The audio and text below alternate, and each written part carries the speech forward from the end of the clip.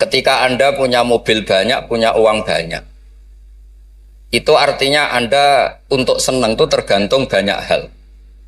Mobilnya banyak, uangnya banyak.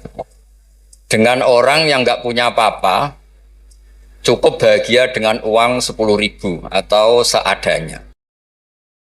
Logika yang dibangun adalah keren mana orang yang untuk bahagia butuh banyak hal dengan sedikit hal. Ini ku pinter putih. Pinter sing bahagia dengan sedikit hal. Itu cara kita bernegosiasi dengan zaman yang seperti ini. Kalau sering nasihati santri-santri sing teng kampung-kampung. Kon ketemu pangeran sowan gowo Alphard songo, gowo mobil miliar, gowo uang miliaran. Dengan sowan pangeran gowo sujud, yang mesti dibenarkan Allah itu pasti sujud. Nah sekarang itu niki wonten niki majelis mas saya ini wonten babat. Kalau sering menghindari dari acara-acara publik bukan karena apa-apa. Supaya orang itu terlatih nyaman dengan Allah Subhanahu wa taala. Kalau niku termasuk kalau boleh kalau sering cerita Mbak kecewa kalau boleh kecewa. Wong ape mulya wae ngenteni ngomong ning panggung, wong ngaji kok ngenteni ning panggung diundang. Itu biayanya mahal. Riyen mboten kiai ikhlas zaman Mbah Fayumi, Bude kula Mbah Hanid iku ketemu ngaji orang takok ya ngaji. Sakniki ngaji niku panggung, sound sistemnya rapi, kiyaine kecewa. MC-ne maklaran yang kecewa. Repot. Beragama itu menjadi mahal. Kalau nu sering ditanya sama sebagian gitu, kenapa Gus Jinan tidak jaga protokol dalam ilmu? Kalau cerita, dulu Rasulullah Shallallahu Alaihi Wasallam, niku melampah-melampah, gimana melampah-melampah? Niku tiang biasa nyegat di tenggalan. Ada perempuan Imro'atun min Khos'am. Niku Nabi pas masih berkendara, masih di atas unta. Ya Rasulullah, inna faridatawa ala ibadi adrokat abi syekhon kabiron. La yastatiu ayastamsika ala rohila. Wa fi riwayatin ayasbuta ala rohila. Niku boten terus Nabi tersinggung. Kok ning dalan, sowan, nggo gula mboten nenten. Kula nu sering lampah-lampah teng pasar pandangan kalian anak kula sering ketemu ibu-ibu ditakoki, "Gus, beneran ketemu jenengan badhe sowan?" "Kowe apa? Badhe tanglet." Anak kula nu istikhadah. Senang kene ae gak repot. Jawab kalian ngadeg-ngadegan. Nak ke latihan kok terus Mas Umar Faruk mboten saged mutolaah riyin. Gayane ngongkon sopan wong ya asline ya mutolaah sik nih. Niku jelas di jalan. Ya Rasulullah, jenengan iki badhe haji, sayang bapak kula niku pun lumpuh. Tidak bisa ikut haji. Apa saya bisa menghajikan beliau? Jawab Nabi, na'am, ya bisa. Semenjak itu dikenal ada dua haji amanah. Satu orang yang sudah meninggal, kedua yang masih hidup tapi nopo lumpuh. Disebut hajjul ma'dud, hajinya orang lumpuh. Dan saya di mana-mana kampanye ini supaya ada kesadaran kalau secara teori nggak mungkin haji, niku saged diamanahkan meskipun belum nopo meninggal. Itu disebut hajjul ma'dud. Nah untungnya begini haji ma'dud. Niki wonten majelis Dewan Masyayikh. Sekarang tuh fatwa itu kalau nggak punya otoritas tuh nggak didengar. Ruwet. Kalau jenengan kadung meninggal, itu kalau tidak niat haji, tetap sama Allah ditulis tidak haji. Meskipun anak cucu jenengan menghajikan. Karena menghajikan orang yang sudah meninggal dan tidak niat haji itu hanya untuk mengesahkan warisan. Karena sebagian warisan ini harus digunakan untuk apa? Haji. Tapi kalau jenengan masih hidup dan lumpuh, nggak mungkin haji. Jenengan berkontribusi niat. Wes jong kairiku tua iku dol go kajiku. Innova iku dol go hajiku. Dia ikut berkontribusi. Lalu kalau sering kampanye monggo kalau masih hidup tidak mungkin haji, ikut memutuskan sekarang juga haji. Namanya hajjul napa? Ma'dud. Sehingga jenengan ikut komitmen niat dan ikut memutuskan. Niku riyen nggih namung niku kan cerita, Mbak cerita, Mbak Fayumi ikhlas, Bu Yohanit ikhlas. Niku Nabi ketemu tenggalan iki takok, ora usah ngenteni Fasul Masail terus untuk sangu, untuk podium, untuk panggung. Ruwet kerepotan.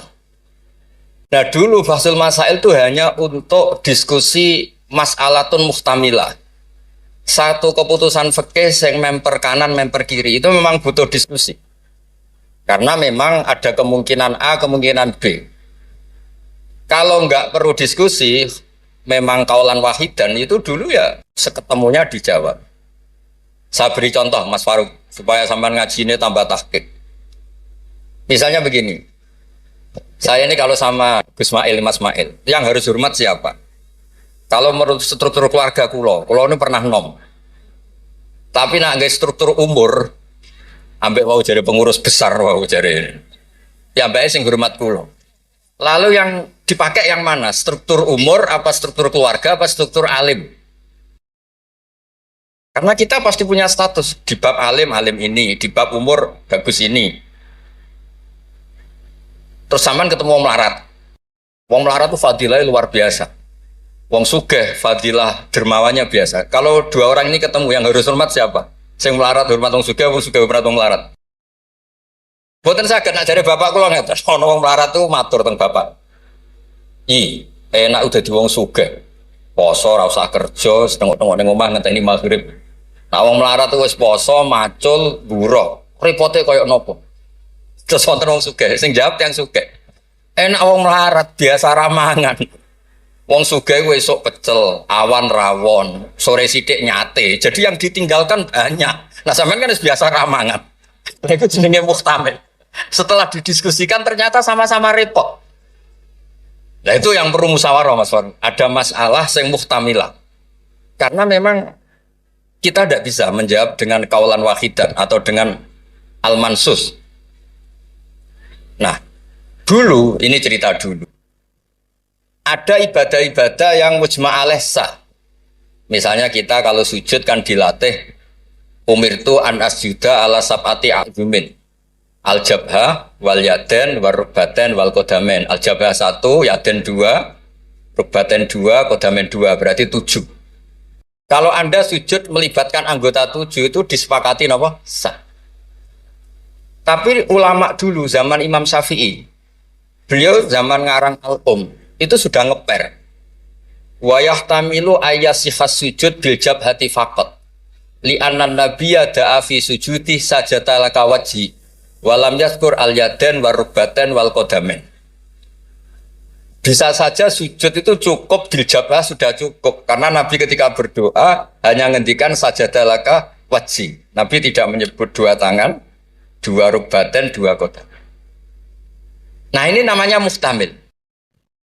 Nah kiai-kiai kita, guru-guru kita, kados Kiai Fayumi, kados Mbah Hanid, niku nggak mau resiko. Kamu nyari yang mesti sah. Gini ku melibatkan 7 apa? 7 anggota. Tapi untuk orang lain yang mungkin teng desa-desa terbelakang, kamu pakai kaul yang mungkin sah. Dan itu menjadi adat guru-guru kita. Kanggo awake dhewe disiplin, kanggo wong liya napa? Longgar. Karena kalau tidak begitu, kalau ilmu Anda tidak cukup pakai standar ideal, nanti wong desa-desa sing sujute angkrang-angkrang, Bang. Terus dianggap boten apa? Sah. Nah dianggap rasah terus modelnya ra salat. Nah itu cerita keilmuan sing enggak boleh enggak. Terus niki ampun jenengan iri terus Mbah Uli Mbah kula, buyut kula niku gak ada adik Mbah Mukid niki abahe niki. Mbah Hani itu midoane ibu kula. Terus kula nak undang niki Mbah, undang niki Mas. Terus kula nu kalah tuwa. Terus didolimi. Ya anggere bangsa kalah tuwa niku didolimi. Soale dipek menangi dhewe. Nak ngundang niku mboten nggih jenenge Mbah. Awas ora teko. Faruk itu buatan ngefek, alumni kados Mas Adam, Mas Wahid dari alumni sana buatan ngangkat, buatan terdaftar teng Loh Mahfud nih. Tapi nambah nih, masya Allah. Buatan nate ngekei undangan, pokoknya awas. Wingi ketemu kalau teng Lasem, terus buat catat tanggalnya. Ya memang isane mbah nih mau ngamuk. Ceritane kunane kuno. Tetes berfikih, berislam berfikih itu harus luas. Karena kalau tidak luas itu kita jadi yang repot. Misalnya ngeten, saya beri sekian contoh yang fikhun muhtamilun. Ada beberapa teori, kan ada usul fikih, ada kaidah fikih, juga ada fikih mateng. Misalnya jihad. Jihad itu diterangkan di kitab I'anatul Talibin itu wajibnya karena apa? Fardul wasail lal maqasid.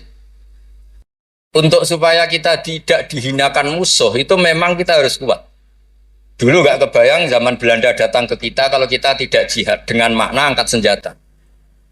Tapi setelah era modern ada diskusi, ada dialog. Jihad seperti itu sudah enggak, tapi adu argumentasi. Sehingga kitab I'anah mengatakan fardul wasail itu tidak bisa menjadi hukum permanen kalau sudah hasolal maksud. Kalau Anda ingin mengangkat Islam, dulu itu ya karena musuhnya pakai senjata, kita pakai senjata. Kalau sekarang kan enggak, era modern, ada diskusi, ada argumen. Masuknya di ayat qul falillahil hujjatul baligh. Allah itu selalu agamanya dibela logika yang mapan.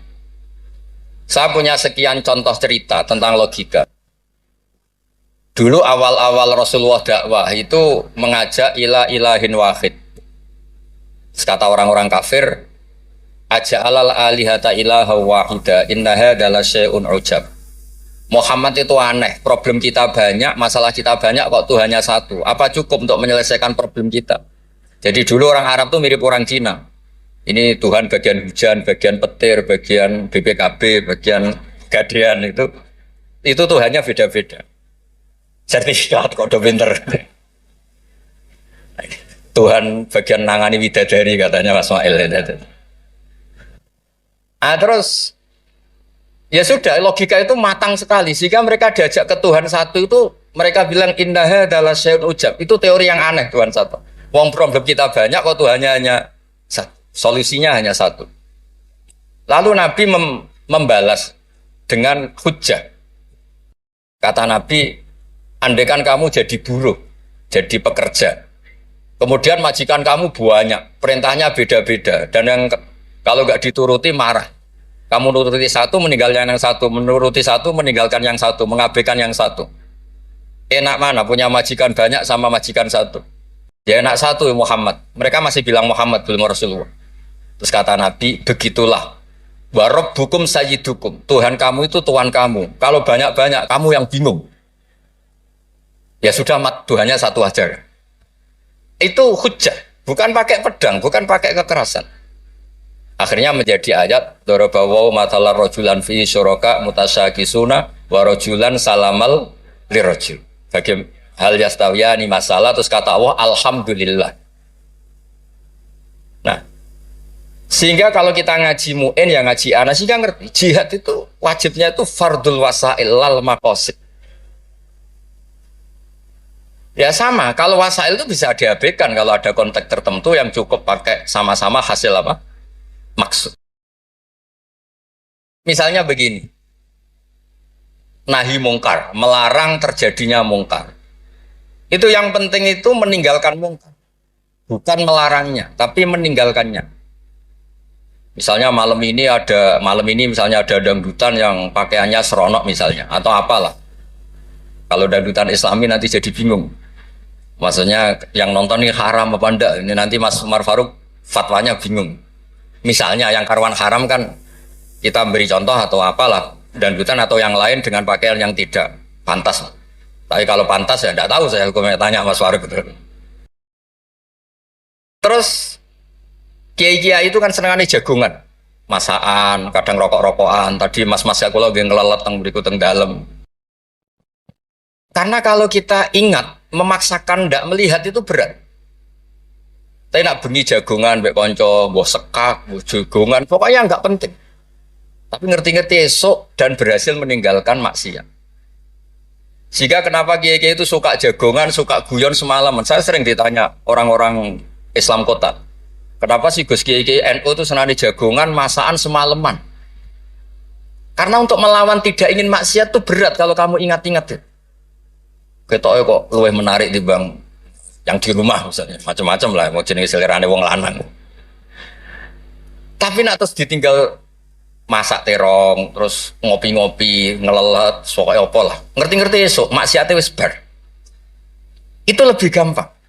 Itu namanya al-inkifaf anil ma'asi. Makanya Saizuddin bin Abdissalam punya teori innal ladzina yarmunal muhsanatil ghafilat. Kenapa orang baik disebut ghafilat? Orang-orang yang lupa. Karena untuk melawan ingin maksiat itu harus bil asbab asyaghilah, dengan faktor-faktor yang menyibukkan. Makanya nak jenengan dadi wong melarat tuh sing seneng. Dadi wong sugih sing seneng. Baru kayak wong melarat tuh sibuk golek ekonomi, wis ora kober. WA orang yang tidak mahramnya, yang tidak halal itu ora kober. Gara-gara mapan itu daftarnya banyak.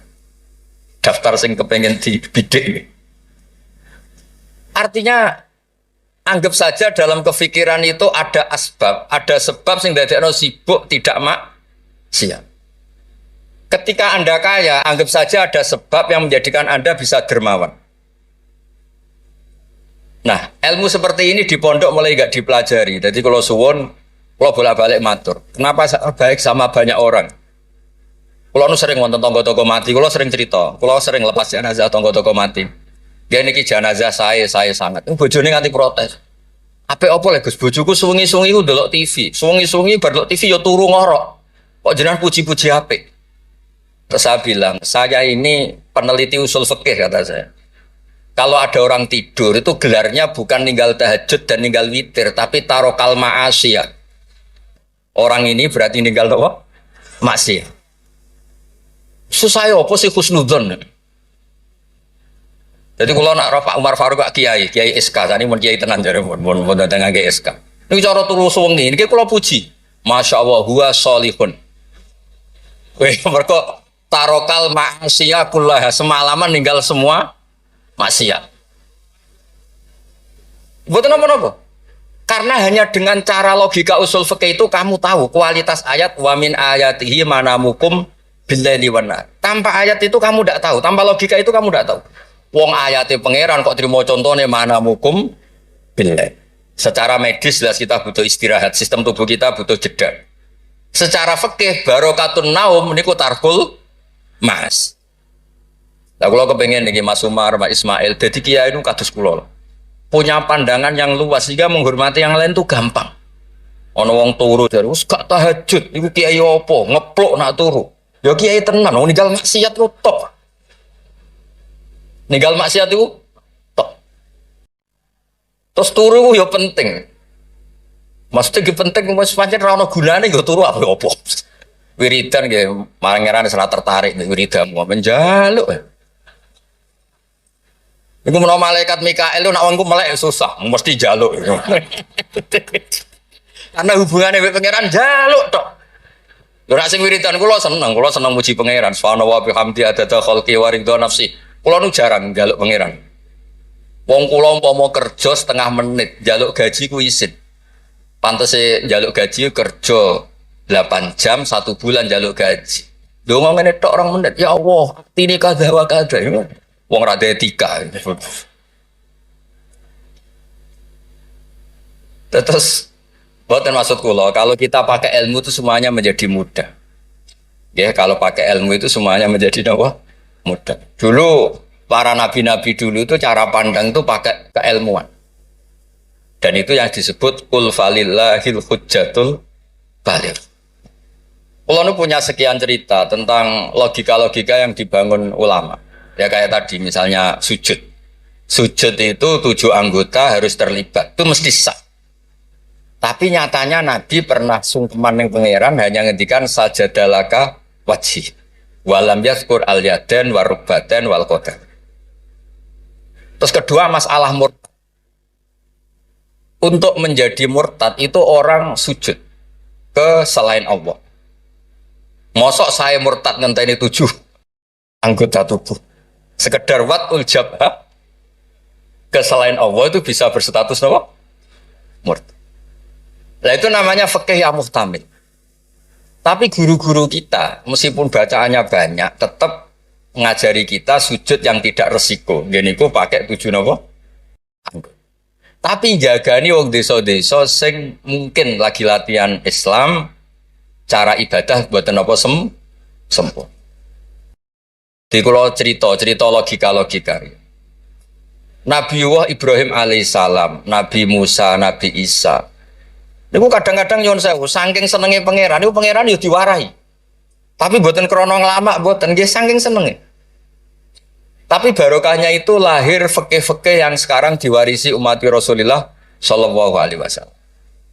Bapak kula nu sering nak didik kula ngeten. Kancanan wong fasik ku haram. Wong mare katut nakal. Tapi nak diwalik, bina wong fasik iku apik. Iso bina anak kancanan. Iku pun mulai senam otak baleni malih. Sampeyan kancanan wong fasik itu enggak boleh. Nanti ketularan apa? Fasik. Tapi kalau bina orang fasik boleh ndak? Bina loh. Boleh kan? Bisa sunat, bisa wajib. Tapi kok iso bina anak kancanan. Meskipun agak berjudi sing katut sapa? Nah, sing katut apa sing soleh dadi fasik, apa sing fasik dadi soleh. Nah, dan seperti itu muhtamilun. Karena kita mau hukumi sunat, jebule sing soleh dadi fasik. Ngukumi haram ternyata banyak dari pertemanan ini sing fasik dadi soleh. Ada hal-hal yang kita tidak perlu ngambil keputusan karena ini nanti diuji di lapangan. Sebab itu Nabi itu nggak pernah ngambil kesimpulan baku di hal-hal yang sifatnya apa? Sosial. Ayat fa'fu anhum wasfah ya banyak, ayat tegas ya banyak, ayat setengah tegas, setengah nggak tegas ya banyak. Karena di bab-bab sosial itu ada muktadul hal, ada kondisional. Nah ini yang masalah-masalah sing wow didawakan Mbak Fayumi, Mbak Hanit itu seneng ilmu. Di sejarah agak unik tentang keluarga kulo. Ibu kulo namanya Yohanit. Yohanit itu nama ibunya Nabi Musa. Kebetulan punya mbak Minduan namanya Yohanit juga mondok. Mondok teng Joso terus mulai itu disenengi mbah kulo. Terus rabi terus Mbak Ul. Buyut kulo. Terus badhe Mbak Mukhid wafat angsal Mbak Fayumi. Terus Mbak Hanit riyen cerita kulo, aku di bojo loro iku ahli falak kabeh. Riyen Mbak Mukhid enggak ahli falak, Mbak Fayumi ahli. Modelnya anak ibu ora krungu nak diceritani alime bapak es. Kok wedi kon niru. Kula roh lah kelakuane Gus-gus kula roh hafal. Jadi agar diceritani alime abae iku ibu tawadhu, ibu nak kon niru apa tadi. Terus kula suwun lah di bab-bab tertentu itu baca itu harus banyak. Kula gadah kitab namanya Khilyatul Auliya. Niki cerita terakhir kula. Wonten orang tabiin itu alim alama mimman yutawassalu bihi, orang yang termasuk dipakai wasilah saking soleh, namanya Muhammad bin Munkadir niku muridnya Jabir bin Abdullah. Niku nak wonten tiang fasik mati misalnya nyuwun sewu ana wong kok mati oplosan niku kesusu nyolati. Padahal mainstream ahli fikih saat itu kalau ada orang fasik meninggal sebaiknya yang sholat jangan banyak-banyak. Mau nggo syarat gugoro fardhu napa kifayah. Saya ulang lagi, mainstream fatwa saat itu nek ana wong fasik mati sing salat aja akeh-akeh. Mau nggo syarat gugoro fardhu napa kifayah. Nanti kalau semuanya ikut mensolati dikira gak ada bedanya orang soleh dan orang napa fasik. Tapi Muhammad bin Munkadir itu orang yang kesusu teko. Ditanya, "Lima tusolli ala hadal fasik?" Kenapa engkau begitu senang, begitu semangat nyolati wong fasik itu? Jawabannya unik, di luar dugaan banyak orang. Kau apa? Jawaban itu. Inni astahyi minallah. Ayya'lama minni anna qudratahu ta'jizu an ahadin min khalqi. Itu yang dipakai Kiai Jawa. Aku iku isin mbek pangeran. Nak delok wong fasik kemudian Allah melihat hati saya seakan-akan Allah itu pasti tidak maafkan dia. Jadi intinya beliau datang itu sebagai kepastian tauhid beliau sendiri bahwa maghfiratuhu wasi'at kullase wa rahmatuhu ammat kullase. Lagi NU Kiai Jawa gitu, ketemu wong fasik ya tidak mau nih saja sekarang fasik nanti soleh. Yang sekarang soleh ya naudzubillah min dzalik saja suatu saat tidak soleh. Wong barang sosial orang mesti kabeh. Kayak apa dulu Umar ingin bunuh Nabi tapi malah dapat nopo hidayat. Kayak apa Khalid bin Walid panglima yang menjadikan orang Islam kalah di perang Uhud. Akhirnya juga jadi orang nopo soleh. Jadi intinya itu Kiai Jawa itu tahu itu sehingga beliau ini kancaran nyun sewu wong fasik yo tenang. Tapi dalam konteks bina, saya lagi dalam konteks bina bukan melegalkan. Saya lagi dalam konteks bina bukan melegalkan. Karena Allah bisa saja mandu dia menjadi orang soleh. Bukan seperti orang lain setiap orang fasik dikafirkan, difasikkan seakan-akan tidak ada harapan tobat. Nah, ini yang menjadikan tambah susah kan. Makanya dalam sebuah riwayat dikatakan siapa? Ala unabbiukum bil faqih kulal faqih. Kamu tahu orang yang paling ahli fikih paling pinter. Jawabannya kila, jawabannya Nabi wakila Ali itu dalam ilmu hadis ada mengatakan itu dawe Nabi wakila dawe Ali. Apapun itu dawe orang top lah. Malam yuknitin nas min rahmatillah walam yu'ayyizum min rahmatillah. Jadi malam yuknitin nas min rahmatillah. Orang pintar itu siapa? Yang tidak bikin orang lain putus asa. Walam yu'aminhum min makrillah, dan yang sedang soleh pun tidak merasa sok-sokan memiliki Allah Subhanahu wa ta'ala. Terus orang lain divonis apa? Itu juga yang menjadikan kiai-kiai kita ketemu wong soleh hormat, ketemu orang fasik ya respect, karena berharap suatu saat tobat. Itu yang ditiru Rasulullah SAW ketika orang Taif, ya Bani Abdul Yalil, pokoknya orang Taif kayak begitu bencinya sama Nabi sampai melempari batu ini itu, terus malakul jibal ingin menghabisi mereka. Kata Nabi apa? Jangan. Inilah arju ayyukhrijawah min aslabihim ma ya'budu wa la yusyriku bihi syai'an. Bisa saja bapaknya begini, tapi suatu saat anak-anaknya jadi orang yang luar biasa. Dan itu yang sekarang kelihatan. Sering ada wisuda tahfidz itu yang nangis itu bapaknya. Gus, kalau mau Quran ora iso, kok anak kula hafal Quran, napa kula niku ngipi. Wadah, kanca sing saged maca kitab bapake mboten roh Arab. Dari itu harapannya Nabi ya seperti itu. Nak bapake ra kena nggih napa? Anake. Ampun kados kula riyen di kanca mondok nuwakale ra karuan. Riyen kan mboten telepon, bapake disurati nak anake nakal, bocahe tenang ae.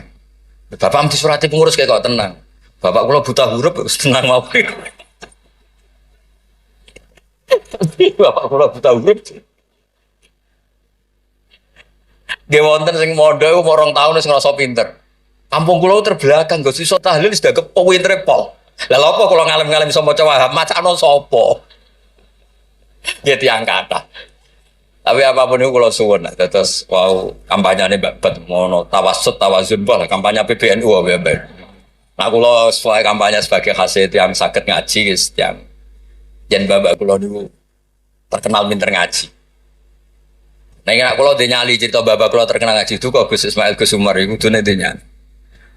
Wong iku kudu siap cerita bae. Mergo ora ana wong apik kecuali memaklumatkan diri wattaba'tu millata abai Ibrahim wa Ismail wa Ishaq. Jadi wattaba'tu millata abai Ibrahim terus wa Ishaq wa Yakub. Aku yo anut bapak-bapakku. Bapak-bapakku luar biasa. Ibrahim, Ishak, Yakub. Kita tahu Nabi Yusuf bin Yakub bin Ishak bin Ibrahim. Tapi aja bangga kehormatan bapak etok kudu wattaba'tu anut. Bapak alim ya melo alim. Mak bapak ahli falak iso falak. Nak bapak untuk salam template ra apa-apa ditiru ya ra apa-apa. Mosok entuk repot tok ra entuk seneng enggak apa-apa lah. Islam tuh fid dunya hasanah wa fil akhirati napa? Hasanah. Ojo kok fid dunya hasanah gelem. Bareng bapak yang ngalim, bapak ngalim iku wong dhisik, wong saiki ora oleh ngoten niku boten ngangsa. Kula sinau tafsir Bedawi niku kitab gadane Mbah Mukhid disilai lek Kolek Lukman. Riyen niku saking radine dhuwit. Kitab tafsir Bedawi niku kula roh tulisane Basal nggih Basal misanane Mbah kula nggih misanane niki misanane Basal nggih kondang.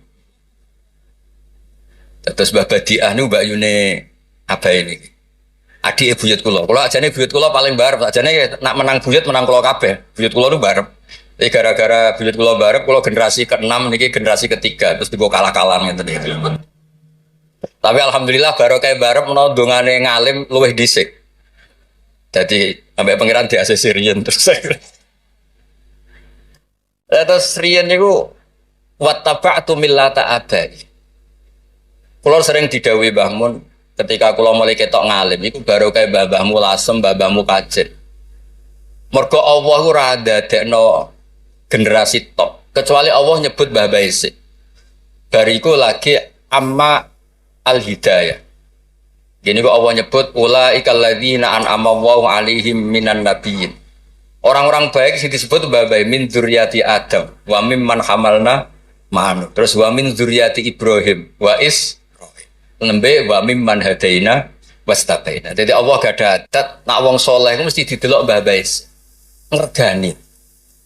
Ono tanah ijek melarat tetap mulang, dikene babat masih melarat telah susah lah zaman Mbah Fayub melarat kita tetap mulang. Nak wong boten kiai kan kesel istirahat, kesel istirahat. Kiai boten kesel lah napa? Mula. Lha iku sing diregani bapak kalian Allah. Lan Allah nak nyebut wong soleh mesti sing disebut ku babai. Min dzurriyyati Adam wa mimman hamalna man. Terus sampai wa min dzurriyyati Ibrahim wa Israil terus lagi wa mimman hadaina wastabaina. Terus kemudian hidayah itu siapa saja. Tapi selagi jadi mbah-mbah alim niku disebut riyen kalian Allah. Mergo Allah kepen ngregani jasane babai. Sampai Rasulullah sing Sayyidul Khalqi sing karuan mesti wong apik. Ketuane bahkan tetap disebut millata abikum Ibrahim. Terus niki nggih cerita tentang Gus-gus tentang neng-neng kersane aja niru mulyane tok ya niru ngalime. Anak mulyane wancen alumni ambek Gus ya tetep nyucup pokoke hormat mbek mantu ya nyucup serah ores walim ora pokoke cucap-cucup. Maksudnya ku ya ana regane kabeh ku ana napa? Ana regane. Dados wonten wattaba'tu millata abai Ibrahimah wa Ishaqa wa Yaqub. Dadi yo nyebut bapak tapi yo nyebut wattaba'tu. Aja nyebut mbah-mbah gagah tapi mboten apa? Wattaba'tu. Nggih niku mawon niki kula wau matur kula pun uzlah mun pamit saja acara ngene nang ngaji kula wis ngaji sing gampang-gampang mawon. Ngaji kok repot nganggo podium, nganggo maklar, nganggo Wah nak jenengan eskal hukum tangker kula ketemu teng dalan kula jawab. Kados wau imro'atun min fas'am. Nabi nu gampang ketemu teng dalan ditakoki gitu jawab. Sampeyan takok Kiai Faruk mesti teng dalan mboten sopan takok teng dalan. Jebule wow. Mutola. Lha kula nu sering didolano alumni-alumni sarang sing teng Papua teng pundi-pundi. Gus jenengan aja mati, Gus kula ora sida dadi kiai. Diangger ditakoki lu tangklet. Gus niku hukume piye? Nggak sore aku sibuk. Saiki Gus wong sing takok ngenteni. Bareng pun kula jawab nggih dijawab dekne kok pinter-pinter dhewe. Ya ora muni jare kula. Tapi wau jare ketikane babat kiai syaratnya ikhlas ngoten niku kula ya ora piye-piye. Ya mau gremeng sithik-sithik. Syaratnya ikhlas. Dadi kula niku urip didongakno kiai-kiai sing ora jelas niku sing digo takok-takokan. Nggih lumayan lah ono gunane no. Ya, wassalamualaikum warahmatullahi wabarakatuh.